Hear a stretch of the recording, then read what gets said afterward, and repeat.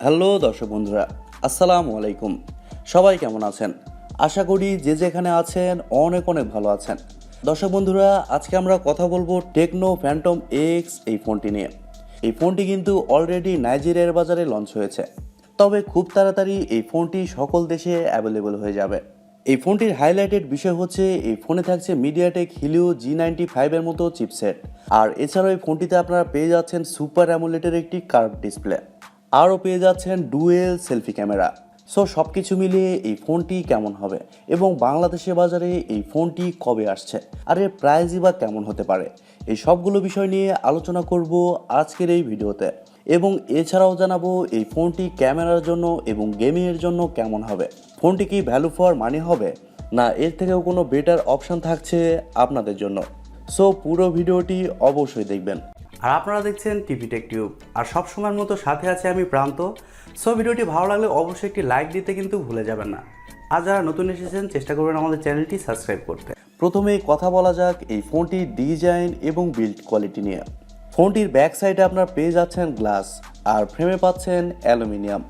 Back সাইডে থাকছে Corning gorilla glass 5 এর প্রোটেকশন, আর ব্যাক সাইডে উপর অংশে মাঝামাঝি অবস্থানে রাখা হয়েছে এই ফোনটির 3 ক্যামেরা সেটআপ, যা দেখতে কিন্তু অনেক সুন্দর লাগছে। আর ফোনটির সামনে আসলে আপনারা পেয়ে যাচ্ছেন একটি ফুল ভিউ কার্ভ ডিসপ্লে, যার উপর অংশে বাম সাইডে কাট আউটের মাধ্যমে বসানো থাকছে ডুয়েল সেলফি ক্যামেরা। আর ভালো ব্যাপার হচ্ছে এই ফোনে আপনারা পেয়ে যাচ্ছেন ইন ডিসপ্লে ফিঙ্গারপ্রিন্ট, যা মোটামুটি ফাস্ট এবং অ্যাকুরেট। ফোনটির ডান সাইডে আপনারা পেয়ে যাচ্ছেন পাওয়ার বাটন এবং ভলিউম আপ ডাউন বাটন, আর উপরের দিকে পাচ্ছেন নয়েজ ক্যান্সেলেশন মাইক এবং সিম কার্ড স্লট, যেখানে আপনারা দুইটি সিম কার্ডের পাশাপাশি একটি মাইক্রো এসডি কার্ড ব্যবহারের সুযোগ পাচ্ছেন। আর ফোনটির বাম সাইডে কিন্তু কিছুই থাকছে না, একেবারে ফাঁকা রাখা হয়েছে। আর একেবারে নিচের দিকে আসলে আপনারা পেয়ে যাচ্ছেন 3.5mm headphone jack, microphone, type C slot এবং স্পিকার গ্রিল। আর 3.5mm হেডফোন জ্যাক দেওয়ার কারণে টেকনোকে অসংখ্য ধন্যবাদ, কারণ বেশিরভাগ ব্র্যান্ড 3.5mm হেডফোন জ্যাকের কথা ভুলেই যাচ্ছে। ফোনটির থিকনেস করা হয়েছে 8.7mm, আর ওজন করা হয়েছে 201 গ্রাম। এই ফোনটি দুইটি কালারে পাওয়া যাবে, একটি হচ্ছে স্টেরি নাইট ব্লু এবং আরেকটি হচ্ছে মোনেট সামার। সো ওভারঅল এই ফোনটির ডিজাইন এবং বিল্ড কোয়ালিটি অসম্ভব ভালো লেগেছে। আপনাদের কাছে কেমন লেগেছে অবশ্যই কমেন্ট করে জানাবেন।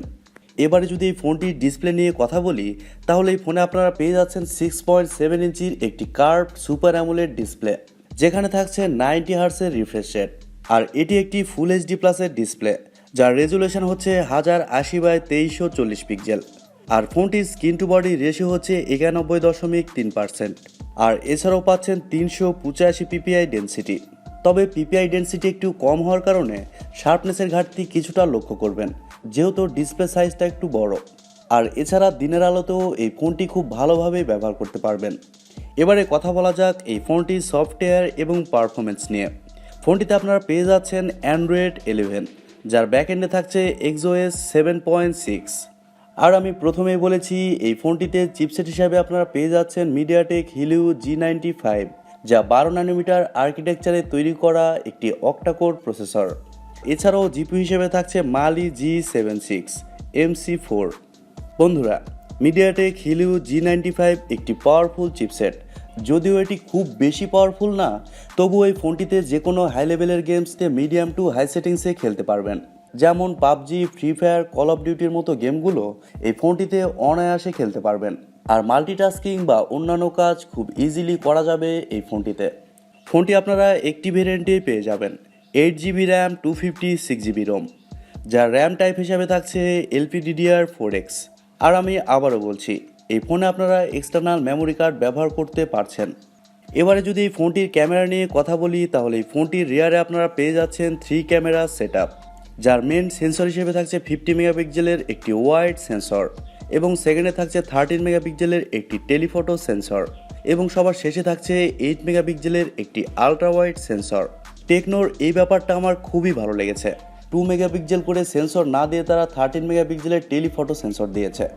ফোনটির ব্যাক ক্যামেরার ফিচার হিসেবে আপনারা পেয়ে যাচ্ছেন quad LED flash, panorama, HDR.